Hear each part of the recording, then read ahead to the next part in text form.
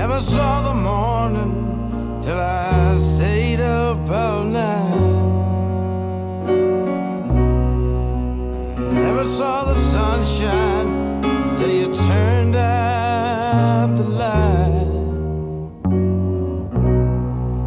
I never saw my hometown until I stared away. Tom Waits is an American blues slash jazz slash experimental singer-songwriter and musician.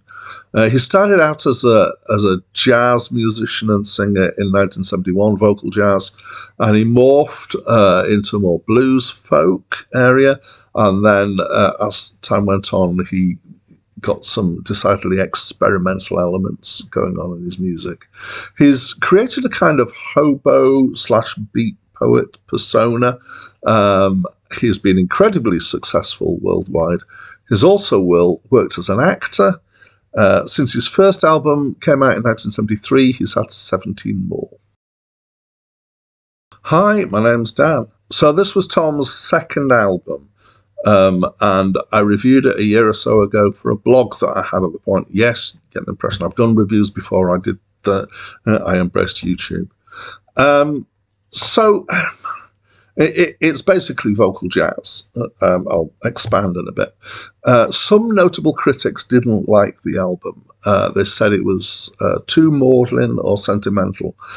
So possibly the most influential music critic ever is a guy called Robert Christgau, and he called it the spindrift dirge of the honky-tonk beatnik night, which frankly I don't understand. He could turn a phrase, could Robert Christgau, but I'm not here to review him. He doesn't sound positive. I'm not a notable critic, but I like this album, so maybe those two things go together.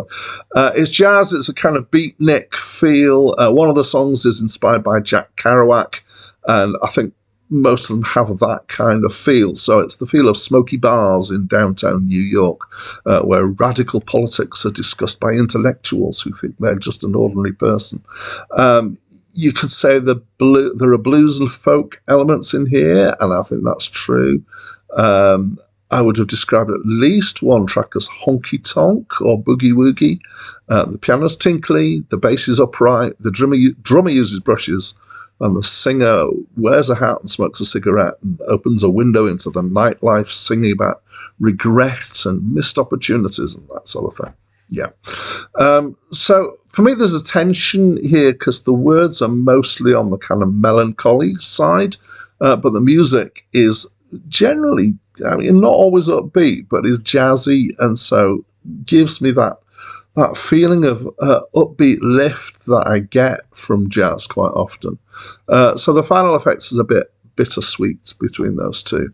My favourite track is Diamonds on My Windshield, which is just backed by drums and bass, and don't take that to mean it's drum and bass. It's not.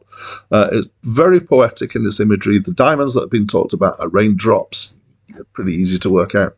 I did find it a bit sentimental, but I think that looking back over the years at this makes it more acceptable. I think maybe at the time people reacted a bit strongly to it. It feels like it belongs in the 50s or the 60s at the latest, and at times it actually reminded me a bit of Frank Sinatra. The music's really well done and enjoyable. The writing's witty. The ideas may be a bit kind of cliched, but the lyrics themselves are not. So I really liked it. What do you think? I'd love to know. Please let me know in the comments below. That's it from me for now. Well, these diamonds on my windshield and these tears from heaven.